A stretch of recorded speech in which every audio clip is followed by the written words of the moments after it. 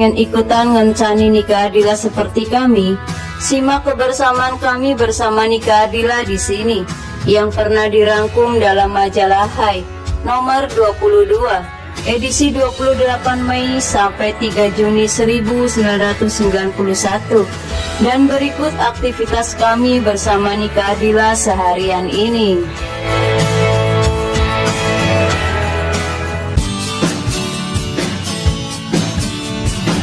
Lesung pipit mencuat di pipinya saat ia tersenyum.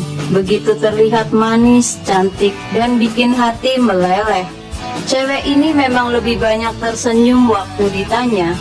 Nike Astrina nama saya, baru 13 tahun umur saya. Katanya masih dengan tersipu. Itulah kesan yang masih teringat ketika kami ketemu dengannya saat itu tahun 1988, saat kami tengah memotret Cut Irna untuk keperluan penulisan sebuah artikel di majalah kami. Nike hadir juga saat itu.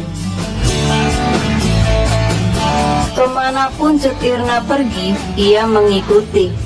Nggak salah kalau kami sempat mengira ia adalah adik atau paling tidak saudaranya Cut Irna.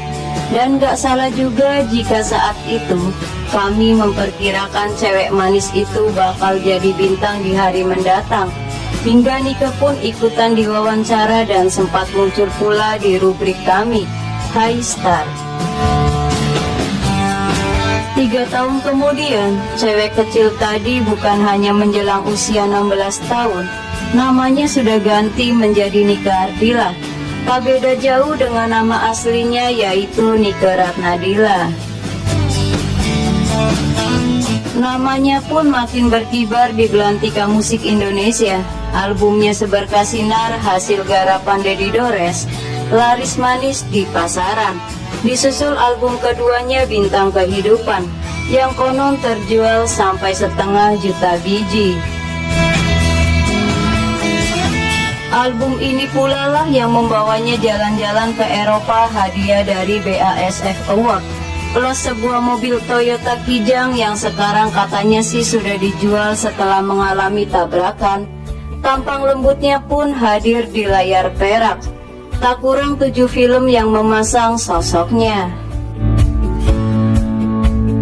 Mulai dari film Kasmaran, Gadis Foto Model, Kabayan Sabakota, Ricky Nakalnya Anak Muda, Lupus 4, Olga dan Sepatu Roda, dan Si Kabayan dan Anak Jin, yang melejitkannya jadi Nyi Iteng yang sebelumnya diperankan oleh Paramita Rusady. Tapi pada sisi lain, Nike tak berubah, masih sulit diajak ngomong, masih suka senyum-senyum dan tentunya masih manis. Biar kisahnya kini banyak ditulis oleh koran maupun majalah, Nike begitu antusias ketika kami hubungi. Tentu ia paham sekali bahwa ia bukan orang baru bagi kami. Sayang, kesibukan masing-masing membuat kami sulit untuk bertemu. Kendati jarak Jakarta-Bandung tidaklah kelewat jauh. Hingga baru 11 Mei 1995 lalu, kami dan Nike sepakat untuk ketemu kembali. Dan Nike yang diakrabi teman-temannya dengan nama Keke atau Neng, panggilan kesayangan keluarga untuknya, dan juga oleh kami, memang ia terlihat enjoy saat jalan bareng kami. Tak kurang dari 12 jam, sejak pagi hingga tengah malam. Ketika kami sampai di rumah Nike pada pukul 10 lewat 25 menit, buset, keras amat nih jambu, gerutunya. Tapi toh 4 buah jambu biji habis dikunyahnya. Si Neng ini memang mengaku nggak punya pantangan dalam hal makanan. Dan Neng sembari bilang, makanya saya suka juga Guns N' Roses, Bon Jovi atau MC Hammer. Katanya, loh, apa hubungannya antara makanan dan para musisi yang disebutkan oleh Nike barusan? Ada yang tahu? 10 menit kami memikirkannya, si Neng mengajak kami keluar rumah. tepatnya pada pukul 10:35. Mentang-mentang anak bungsu dan satu-satunya cewek, maklum, dua kakaknya adalah cowok. Ia sok-sokan suka anak-anak kecil. Maksudnya suka main sama anak-anak kecil. Tapi kok mau-maunya tuh anak-anak suka sama dia? Waktu saya ulang tahun yang ke-13 kan dirayain tuh. Dan yang diundang adalah anak-anak kecil di sekitaran rumah. Tapi sekarang nggak mau lagi, karena yang datang anak-anak kecil melulu, katanya. 15 menit kemudian Neng mengajak kami masuk. Tepat pukul 10:50, kami diperbolehkan masuk ke kamarnya. Saat di dalam kamar, kami melihat mulai dari dinding sampai karpet berwarna pink. Di lantainya terdapat bermacam-macam komik. Ada komik mulai dari Smurf, Asterix, sampai Donald Bebek bertebaran di lantai kamarnya. Selain itu, ada juga puluhan boneka menumpuk yang juga ikut mengisi kamarnya. Ada juga TV berukuran 20 inci dan video kaset recorder. Dan tentunya saja ada tempat tidur. Tapi anehnya, di dalam kamar si Neng ini sama sekali kami nggak nemuin satupun foto cowok yang dipasang. Pantas saja kami boleh masuk dan ikut tidur-tiduran segala di kamarnya. Pukul 11:05, kami kembali diajak keluar rumah. Kali ini si Neng mengeluarkan sepedanya. Kami sempat berpikir kalau kami akan diajak sepedaan bareng. Tapi ternyata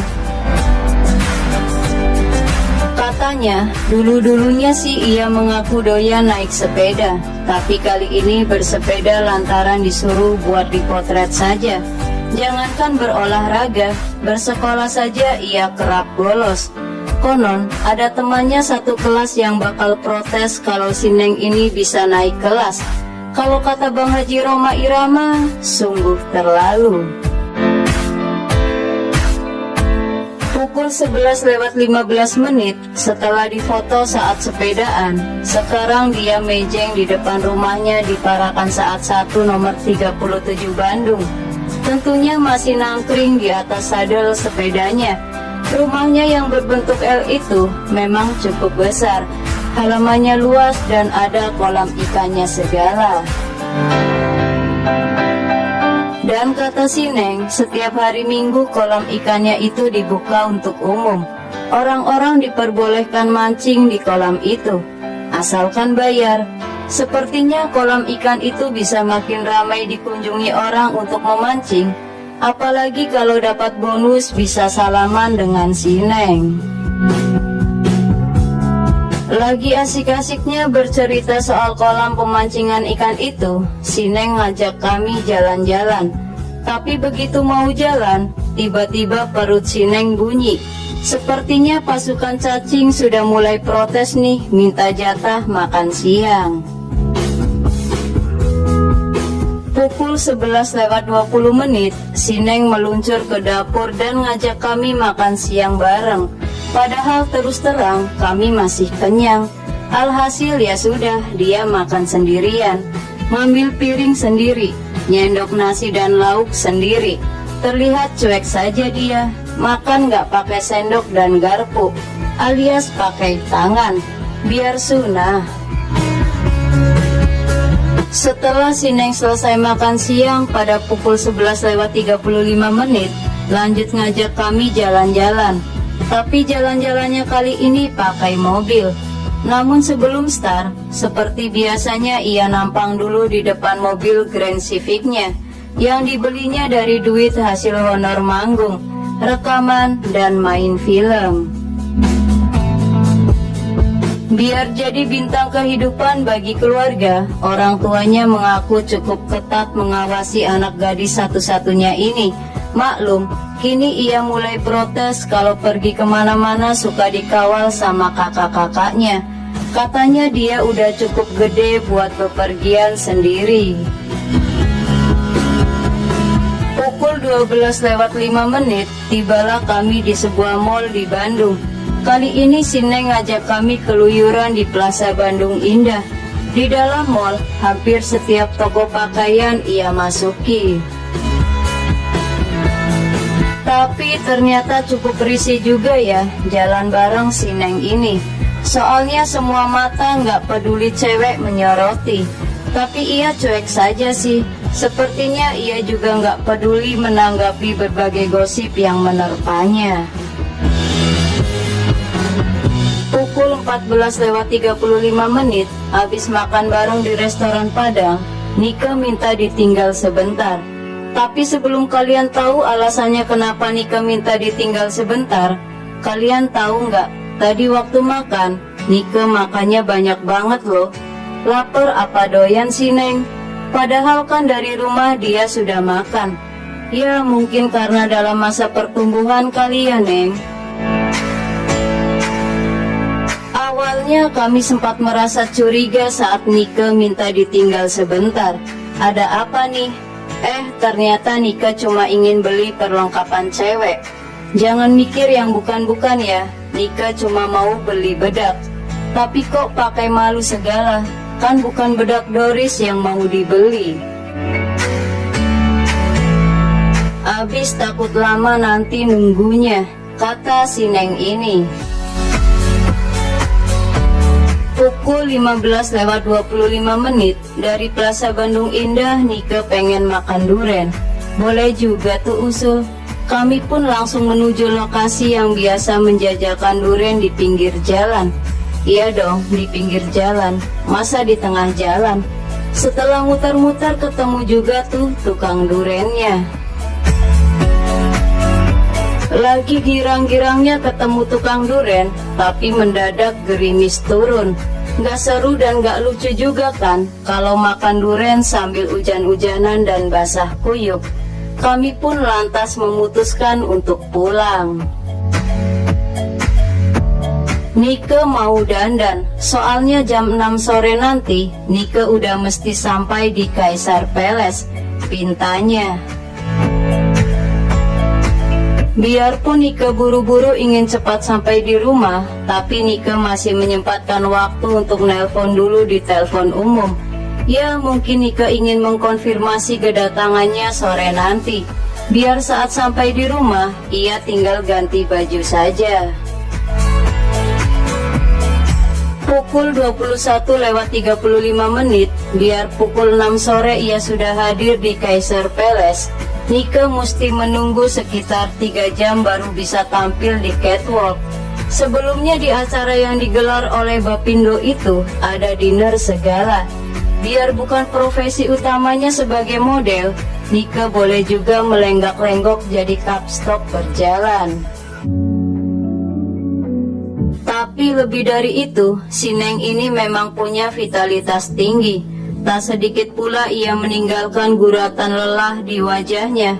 Padahal di saat jarum jam akan menunjukkan pukul 12 malam, ia baru meluncur di jalanan Bandung yang mulai sepi untuk pulang ke rumah. Selamat bobo Neng, kapan-kapan kita jalan bareng lagi ya.